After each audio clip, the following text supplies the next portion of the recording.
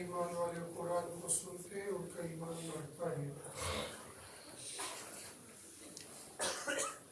اعوذ باللہ من الشیطان الرجیم بسم اللہ الرحمن الرحیم وَإِذْ آتَيْنَا مُوسَى الْكِتَابَ وَالْفُرْقَانَ لَعَلَّكُمْ تَهْتَدُونَ وَإِذْ قَالَ مُوسَى لِقَوْمِهِ يَا قَوْمِ إِنَّكُمْ ظَلَمْتُمْ أَنفُسَكُمْ بِاتِّخَاذِكُمُ الْعِجْلَ فَتُوبُوا إِلَى بَارِئِكُمْ فاقتلوا أنفسكم ذلكم خير لكم عند بارئكم فتاب عليكم إنه هو التواب الرحيم وإذ قلتم يا موسى لن نؤمن لك حتى نرى الله جهرة فأخذتكم الصاعقة وأنتم تنظرون ثم بعثناكم من بعد موتكم لعلكم تشكرون۔ ترجمہ: وَإِذْ اور جب آتینا دی ہم نے موسیٰ الکتاب موسیٰ کو کتاب والفرقان اور فرقان لعلکم تہتدون تاکہ تم ہدایت پالو۔ وَإِذْ اور جب قال کہا موسیٰ نے لقومه اپنی قوم سے یا قوم اے میری قوم انکم ظلمتم انفسکم بلا شبہ تم نے اپنی جانوں پر ظلم کیا باتخاذکم العجل بچڑے کو بنا کر فتوبو پس توبہ کرو تم الی بارئکم اپنے رب کے سامنے فقتلو قتل کرو تم انفسکم اپنی جانوں کو ذالکم یہ خیر بہتر ہے لکم تمہارے لیے عند بارئکم تمہارے رب کے نزدیک فتاب علیکم پھر متوجہ ہوں گے وہ تمہارے اوپر انہو بلا شبہ وہ هو التواب الرحیم وہ توبہ قبول کرنے والا مہربان ہے۔ وَإِذْ اور جب قلتم کہا تم نے یا موسیٰ اے موسیٰ لن نؤمن لک ہرگز ایمان نہیں لائیں گے ہم تیرے اوپر حتیٰ یہاں تک کہ نر اللہ دیکھ لیں گے ہم اللہ کو جہرتاً کھلا ہوا فَأَخَذَتْكُمُ الصَّاعِقَةُ پھر پکڑ لیا تم کو بجلی نے وَأَنْتُمْ تَنْظُرُونَ اور تم دیکھ رہے تھے ثُمَّ بَعَثْنَاكُمْ پھر اٹھا لیا ہم نے تم کو مِن بَعْدِ مَوْتِكُمْ تمہاری موت کے بعد لَعَلَّكُمْ تَشْكُرُونَ تاکہ تم شکر کرنے لگ جاؤ۔ یہ سورہ بقرہ کی آیت نمبر 53 سے لے کر آیت نمبر 56 تک ہم نے تلاوت اور ترجمہ سنا۔ ان آیات اور اس سے ماقبل آیات کے اندر پیارے اللہ نے بنی اسرائیل قوم کا تذکرہ کیا، بنی اسرائیل پر اپنے انعامات اور احسانات کو یاد دلایا اور انہیں بتایا کہ ہم نے تم کو فرعون سے نجات دی جب وہ تم کو غرق کرنا چاہ رہا تھا، بظاہر پیچھے سے اس کا لشکر آ رہا تھا، آگے سے تمہارے سمندر تھا، بظاہر تمہارے ڈوبنے کی اور کوئی چارہ کار نہیں تھا، لیکن فَأَنْجَيْنَاكُمْ ہم نے تم کو نجات دی وَأَغْرَقْنَا آلَ فِرْعَوْنَ اور فرعون کو ڈبو دیا تمہاری آنکھوں کے سامنے۔ پھر ہم نے موسیٰ علیہ السلام سے 40 راتوں کا وعدہ کیا، لیکن وہ تو 40 رات کے وعدے کے مطابق کوہ طور پر آ گئے اور تم نے پیچھے سے بچڑے کو معبود بنا لیا. یہ معبود بنانے کی وجہ سے تم نے ان پر ظلم کیا ہے. لیکن پھر جن لوگوں نے توبہ کر لی اللہ نے ان کو معاف کر دیا. رب العالمین نے معاف کرانے کے لیے ان کو کیا طریقہ اپنایا تھا, کیسے ان کو معاف ہوا. اس سے پہلے رب العالمین نے بنی اسرائیلوں اور بنی اسرائیلوں کے واسطے سے مجھے اور آپ کو یہ بتا دیا کہ رب العالمین نے موسیٰ علیہ السلام کو کیا دیا تھا. دنیا میں جتنے نبی پیغمبر رسول آئے ہر نبی کو اللہ نے کچھ نہ کچھ معجزات دیے اور کتابیں دی ہیں, لیکن کتاب ہر ایک نبی کو نہیں دی. کتابیں تو 4 بڑی مشہور ہیں, تورات, انجیل, زبور, قرآن. چھوٹے چھوٹے صحیفے بھی تھے جیسے ابراہیم علیہ السلام کے دیگر انبیاء کے صحیفوں کا تذکرہ قرآن کے اندر آتا ہے. لیکن ہر نبی کو کتاب اور صحیفے ملے ہو ایسا نہیں ہے. بعض نبی تو جب ایک نبی گزر جاتا تھا دوسرا نبی آ جاتا تھا تو وہ جو پہلا نبی گزر گیا ہے جو تبلیغ, جو تعلیم, جو شریعت اس نے بتائی ہے وہی شریعت یہ بھی بتاتا تھا. تم کو ایسے کرنا, ایسے جو پہلے نبی نے بتایا ہے ویسے ویسے یہ نبی بھی بتاتا تھا ان کو, تاکہ یہ قوم اسی طریقے پر چل کر کامیاب ہو جائے. لیکن جب کوئی نبی اپنی کتاب لے کر آ جاتا تھا تو پھر وہ پرانے نبی کے دین کی تبلیغ نہیں کرتا تھا, بلکہ وہ جو احکام اللہ نے اس کو بتائے ان احکام کی وہ تبلیغ کیا کرتے تھے. موسیٰ علیہ السلام کو بھی رب العالمین نے تورات دی. اس تورات کے اندر کچھ پہلے احکام, کچھ بعد کے احکام اور کچھ نئے احکام تھے, جیسے نماز عیسائیوں پر, یہودیوں پر بھی لیکن مسلمانوں پر بھی, روزہ یہودیوں پر بھی مسلمانوں پر بھی, پگڑی یہ یہودی بھی پہنتے ہیں مسلمان بھی پہنتے ہیں, اور بہت ساری چیزیں جو ان میں اور ہم میں ملتی جلتی. لیکن موسیٰ علیہ السلام کی قوم کو یہ بتا دیا کہ اس سے پہلے جو نبی تھے ان سے ہٹ کر تمہیں کچھ شریعت کے نئے کچھ احکام بتائے جا رہے ہیں جو کتاب کے اندر مذکور ہے, اور وہ کتاب تھی تورات. اس کے ساتھ ساتھ میں ہر نبی کو چونکہ کچھ نہ کچھ معجزات دیے جاتے تھے. جیسے موسیٰ علیہ السلام کی مشہور معجزہ ہے ہاتھ کے اندر ڈنڈا, وہ سانپ بن جاتا, یا اس ہاتھ کو یوں بغل کے نیچے چھپا لیتے تھے, اس سے نکال لیتے تھے, وہ روشن اور چمکدار ہو جاتا تھا. حضرت عیسیٰ علیہ السلام کے معجزات, زندوں کو اٹھا لیتے تھے, مردوں کو اٹھا لیتے تھے, اور نابیناؤں کو بینائی عطا کرتے تھے. اور حضرت نبی کریم صلی اللہ علیہ وسلم بہت سارے معجزات تھے. موسیٰ علیہ السلام کے معجزات کا تذکرہ چل رہا ہے. وَإِذَا آتَيْنَا مُوسَى الْكِتَابَ وَالْفُرْقَانَ, اور جب دی ہم نے موسیٰ علیہ السلام کو کتاب یعنی تورات, والفرقان اور فرقان. فرقان سے بعض مفسرین نے یہاں تورات ہی مراد لی ہے کہ فرقان فرق کرنے والی کتاب. قرآن کو بھی فرقان کہتے ہیں, قرآن کو قرآن بھی کہتے ہیں, قرآن کو کتاب بھی کہتے ہیں, قرآن کو ذکر بھی کہتے ہیں. قرآن کے کئی سارے نام ہیں. ماضی قریب میں دنیا کے سب سے بڑے دہشت گرد ملک امریکہ نے ایک کتاب چھاپی, اس کا نام رکھا الفرقان. اور وہ کتاب کیا چھاپی, وہ قرآن ہی اس نے چھاپا, لیکن قرآن میں اس نے تحریف اور تبدیلی کرنے کی کوشش کی. قرآن کریم کے اندر جو جہاد سے متعلق آیات تھی ان سب کو نکال دیا اور باقی آیات کو رکھ کر کہا کہ یہ مسلمانوں کے لیے کتاب ہے. اس نے نام رکھ لیا اس نے فرقان, لیکن اس نے نام تو اچھا رکھا لیکن دجل سے کام لیا. فرقان کہتے ہیں اصل میں اس کتاب کو یا اس بات کو کہ جو فرق کرنے والا ہو, حق اور باطل کے درمیان میں فرق کرنے والے کو فرقان, فرق کرنے والا کہتے ہیں.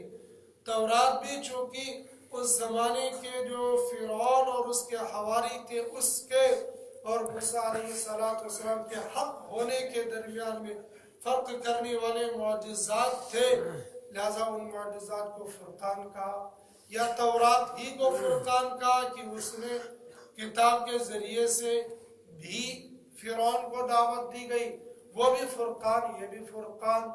لیکن فرقان کتاب کو کہیں گے یا معجزات کو کہیں گے؟ مفسرین نے یہ بھی کہا ہے، یہ بھی کہا ہے۔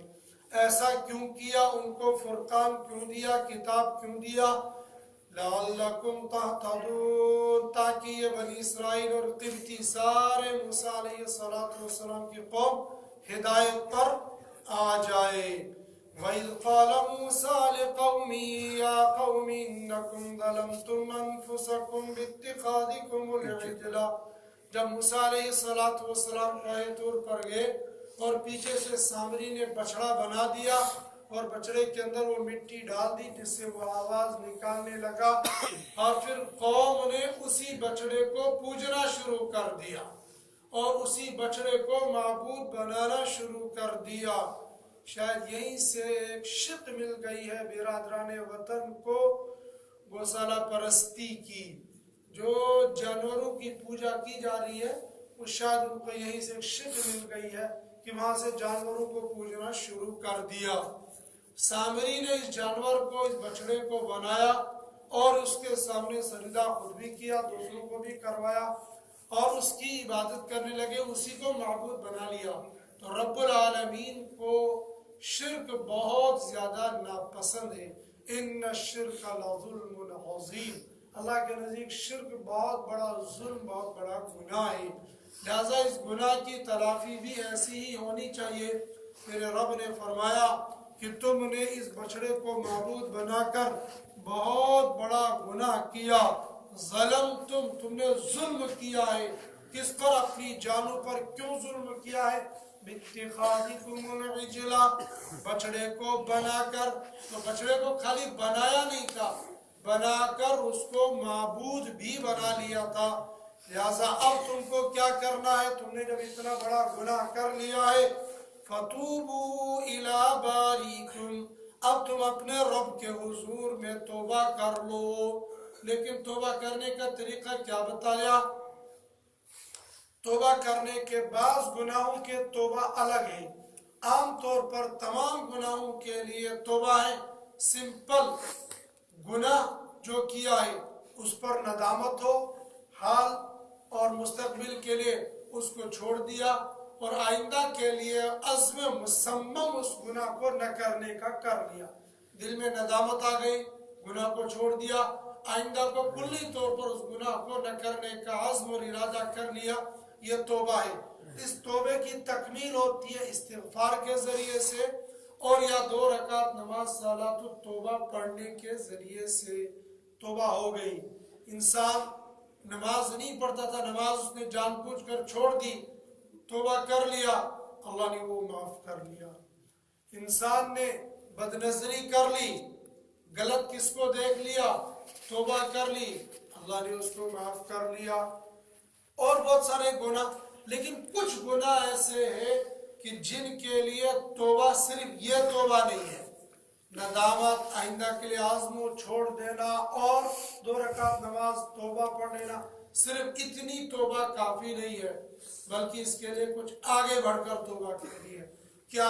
مثال کے طور پر الیاذ باللہ شادی شدہ کوئی مرد اور عورت منہ کالا کر لے، وہ زنا کر لے، تو اسلامی قانون کے مطابق دونوں کو رجم کر دیا جائے گا، دونوں کو ایک میدان میں کھڑا کر دیا جائے گا، عورت کے لیے گڈھا کھول دیا جائے گا جو گلے تک گڈھے کے اندر ہوگی، لیکن مرد کو کھلے میدان میں چھوڑ دیا جائے گا، پھر چھوٹے چھوٹے پتھر ان پر مارے جائیں گے جس سے مار مار ان کو قتل کر دیا جائے گا۔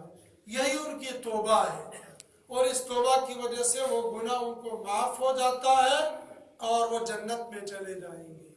مدینہ منورہ میں ایک عورت کو رجم کیا گیا یا ایک مرد کو رجم کیا گیا، تو ایک آدمی کہنے لگا کہ اس کی اتنی بری موت آ گئی اس کو۔ آپ علیہ السلام نے فرمایا خبردار تم یہ کیا کہتے ہو، اس کی توبہ اگر مدینہ والوں پر بکھیر دی جائے، بانٹ دی جائے، تمام مدینہ والوں کی مغفرت ہو جائے گی۔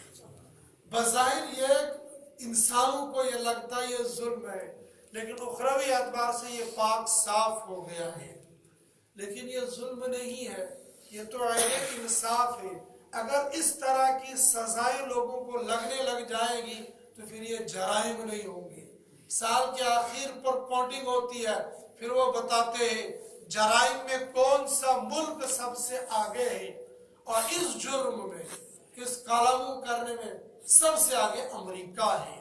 5ویں نمبر پر ہندوستان بھی ہے کہ یہاں پر بھی آئے دن یہ کالم ہوتا رہتا ہے۔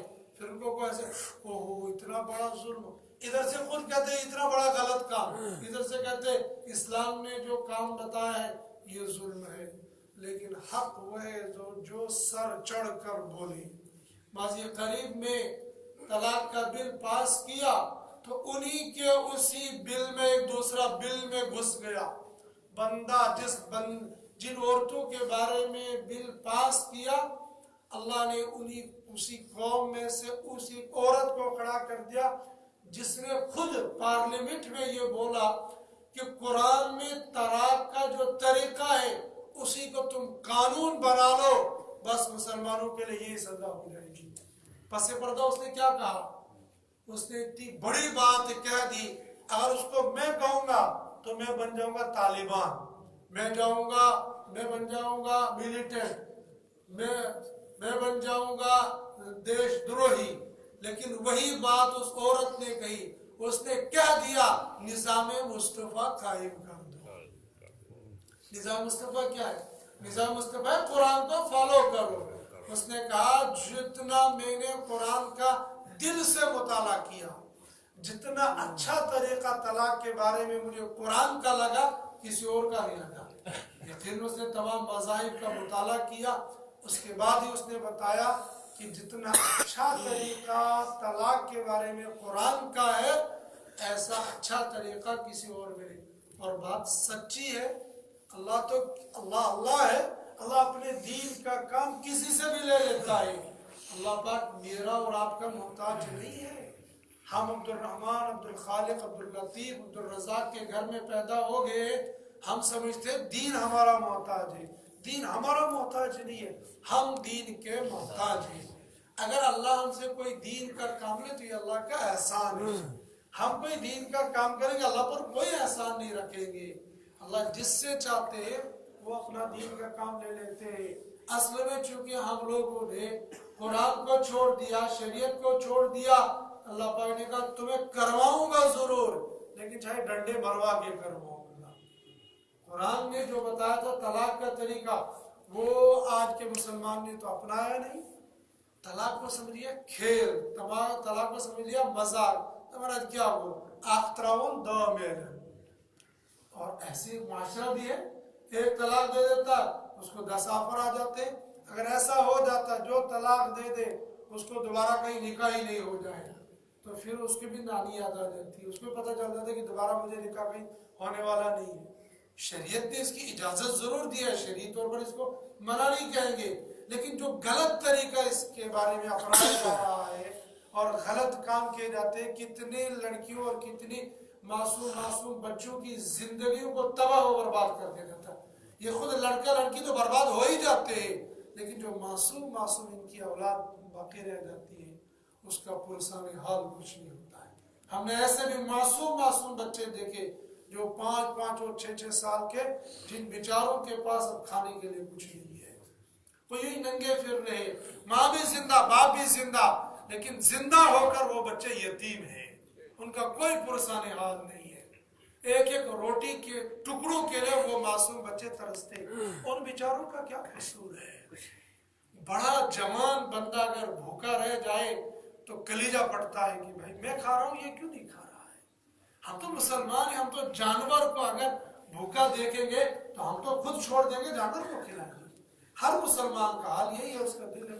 لیکن بعض جوان ایسے، بعض مسلمان ایسے سنگ دل ہو جاتے، ان کو معصوم بچوں پر کوئی ترس نہیں آتا ہے۔ اللہ وہ اللہ ہے جو سارا انتظام کرا دیتا ہے، باطل سے ہی بلوا دیتا ہے، ان کی زبان ہی کھلوا دیتا ہے، لیکن اللہ جب ایسا کروانے پر آ جاتا ہے پھر یہ سب کچھ کروا دیتے ہیں۔ اللہ نے بعض گناہوں کی سزا اس لیے اتنی سخت رکھی تھی کیونکہ جرم بھی اتنا ہی عظیم ہے. تو ایک قلم کرنے پر قتل کی سزا، چوری کرنے پر ہاتھ کاٹ دو، یہاں سے ہاتھ کاٹ دو چور کے تو مسئلہ ہی ختم ہو جائے گا. لیکن عام طور پر عام گناہوں کی سزا یہی ہے، 2 رکعت نماز بندہ توبہ کر لے اللہ معاف کر لے گی. اور اگر خدا نخواستہ کسی آدمی نے چوری بھی کی، زنا بھی کر لیا اور گناہ بھی کر لیے اور وہ تنہائی میں جا کر اللہ سے رو لیا، گڑ گڑا لیا، کیا پتہ اللہ پاک اس کو اس پر بھی معاف کر دیں گے.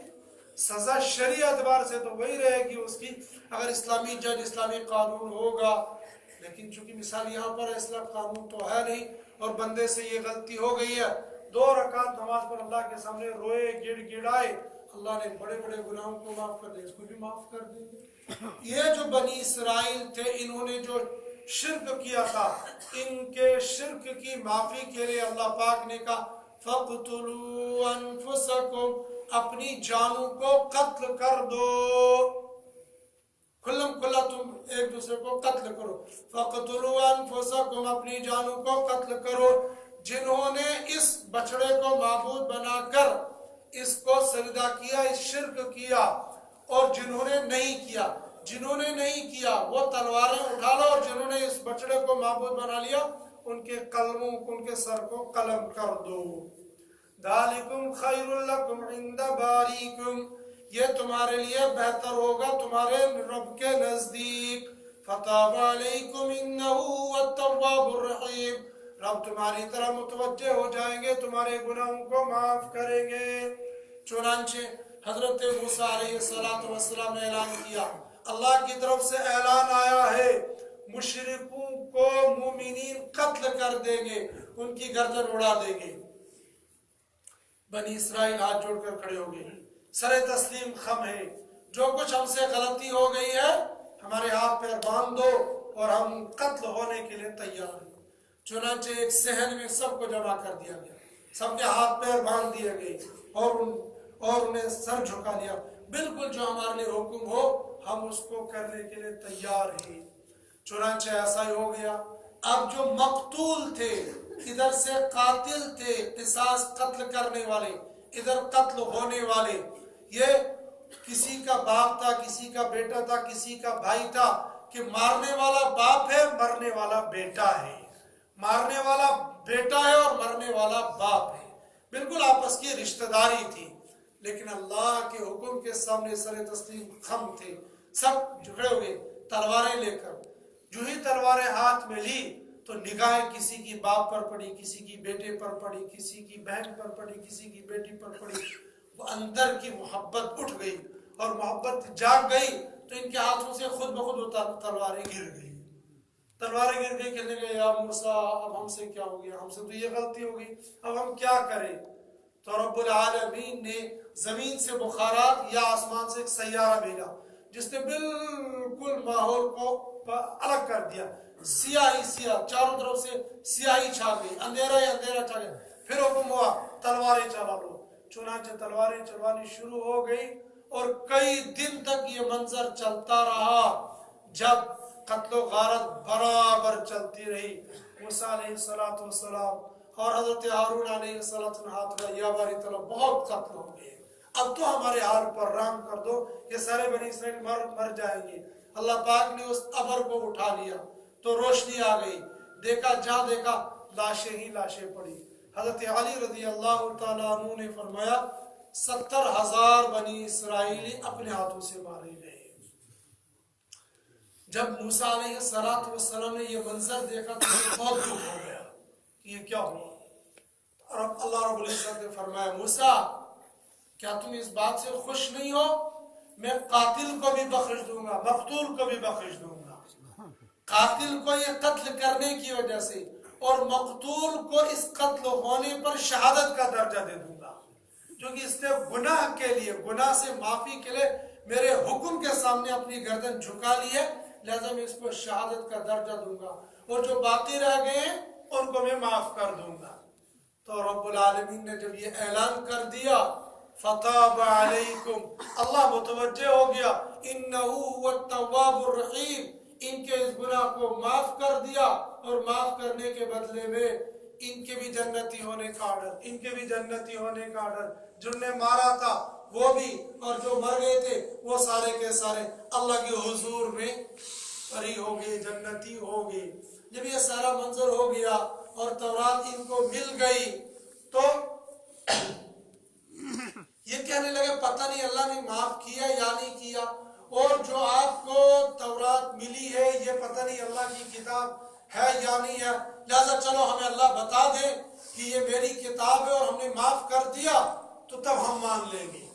وَإِذْ قُلْتُمْ يَا مُوسَىٰ لَن نُّؤْمِنَ لَكَ حَتَّىٰ نَرَى اللَّهَ جَهْرَةً فَأَخَذَتْكُمُ الصَّاعِقَةُ وَأَنْتُمْ تَنظُرُونَ۔ پہلے کہنے لگے کہ ہم یہ سننا چاہتے ہیں۔ حضرت موسیٰ علیہ السلام نے کہا 70 آدمیوں کو متعین کر لو۔ 70 آدمی متعین ہو گئے، وہ نہا دھو کر نئے کپڑے پہن کر پہاڑ کی چوٹی پر چلے گئے، تو وہاں پر ایک ستون ظاہر ہو گیا، اور وہ ستون نور کا ستون تھا۔ حضرت موسیٰ علیہ السلام اس کے اندر چلے گئے اور ان سے کہا جب تم اس کے قریب آ جاؤ گے تو تم سجدہ کر لینا۔ چنانچہ وہ اس کے قریب آ گئے، ان کو سنائی دیا۔ رب العالمین کے سامنے حضرت موسیٰ علیہ السلام مناجات کر رہے، بتا رہے آپ ہمارے نبی ہو، آپ کو ہم نے تورات دی، یہ سب بتایا ان کو۔ جب وہاں سے واپس نکلنے لگے تو کہنے لگے موسیٰ ہم نہیں مانتے، پتہ نہیں یہ خدا تھا یا کوئی اور تھا۔ لَن نُّؤْمِنَ لَكَ حَتَّىٰ نَرَى اللَّهَ جَهْرَةً، جب تک ہم کھلی آنکھوں سے اللہ کو دیکھ لیں گے، لَن نُّؤْمِنَ لَكَ، ہم آپ پر ایمان نہیں لائیں گے۔ اکھڑ تھے نا، اکھڑ قوم تھی یہ، قدم قدم پر اتنی ان کی نئی ایک ڈیمانڈ ہوا کرتی تھی، نئی چال ہوا کرتی۔ پہلے کہا کہ ہم سنیں گے، جب سنائی دیا پھر ہم دیکھیں گے، تب تک ایمان نہیں لائیں گے۔ رب العالمین وہی فرما رہے، تین لوگوں نے کہا بنی اسرائیل ہو یا بنی اسرائیل اذکروا نعمتی التی انعمت علیکم، یا وَإِذْ قُلْتُمْ يَا مُوسَىٰ لَن نُّؤْمِنَ لَكَ حَتَّىٰ نَرَى اللَّهَ جَهْرَةً، اور جب کہا تم نے موسیٰ ہرگز ایمان نہیں لائیں گے وہاں پر یہاں تک کہ اللہ کو دیکھ لیں گے کھلی ہوئی آنکھوں کے ساتھ۔ جب تم نے یہ ڈیمانڈ کر لی فَأَخَذَتْكُمُ الصَّاعِقَةُ وَأَنْتُمْ تَنظُرُونَ، وہیں بیٹھے بیٹھے ایک آگ کی چنگاری آ گئی، ایک بجلی کڑکی اور سب کو وہی ڈھیر کر دیا۔ وہ 70 کے 70 وہیں پر ڈھیر ہو گئے۔ جب یہ ڈھیر وہیں ہو گئے تو کہنے لگے باری تعالیٰ اگر ان کو زندہ واپس لے جاتا، تب بھی انہوں نے کوئی میرے اوپر الزام بہتان لگانا تھا۔ اب جب یہ مر گئے، وہ جو باقی وہاں نالائق بیٹھے ہوئے ہیں وہ یہ کہیں گے کسی چال کے ساتھ یہ لے گیا ان کو اور وہاں برباد دیا۔ رب آپ میرے حال پر رحم کر دے، ان کو دوبارہ اٹھا لے۔ رب نے دعا قبول کر لی۔ ثم بعثناکم من بعد موتکم لعلکم تشکرون، پھر اٹھا لیا ہم نے تم کو تمہاری موت کے بعد تاکہ تم شکر کر لو۔ لیکن وہ موت ایسی موت نہیں تھی جو ابدی موت ہوتی ہے، بلکہ ان کو ایسا بے ہوش کر دیا تھا کہ ظاہری شکل میں ان کی موت ہو گئی تھی، جیسے بندہ کومے میں چلا جاتا ہے، کچھ اسی طرح کی یہ حالت تھی۔ یا واقعی ان کو موت مل گئی تھی پھر اللہ پاک نے دوبارہ اٹھا لیا تھا، لیکن مفسرین نے لکھا ہے کہ واقعی موت جو موت ملنے والی ہے وہ والی موت نہیں تھی، بلکہ موت کا ایک منظر تھا، ایک جھٹکا جیسا تھا، حالت موت جیسی ہو گئی تھی، یہ اٹھنے کے قابل نہیں تھے۔ لہذا حضرت موسیٰ علیہ السلام نے دعا کی اور اس دعا کے نتیجے میں یہ ان کو اٹھا تو لیا۔ کیوں اٹھا لیا؟ لعلکم تشکرون، تاکہ تم شکر کرنے لگ جاؤ۔ اب ان نے شکر کیا تھا یا ناشکری کی تھی، کہاں شکر کیا کہاں ناشکری کی، وائندہ قصہ میں آتا رہے گا۔ اللہ پاک مجھے آپ کو قرآن پاک کو پڑھنے کی، سمجھنے کی اور اس کے مطابق زندگی گزارنے کی